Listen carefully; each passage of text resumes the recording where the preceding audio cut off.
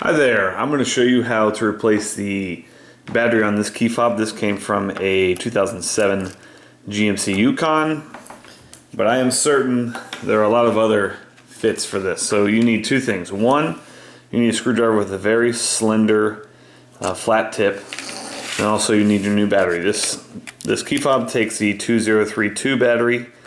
There's a link below in the description to get those from Amazon. They're relatively cheap, about $1 a piece. So what you want to do is take this flat blade and just kind of wedge it in here. It's kind of got to use a little force, and that pops it up like that. And kind of work your way around, pop it up.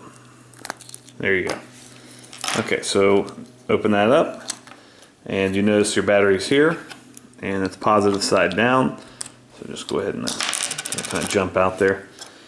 Okay, so that is the 2032. Go ahead and put in your new battery. Make sure you put it positive side down. Pop it in there. Bring these back together. Give you a little squeeze, and you're all set. Thanks for watching. Make sure you hit that thumbs up button.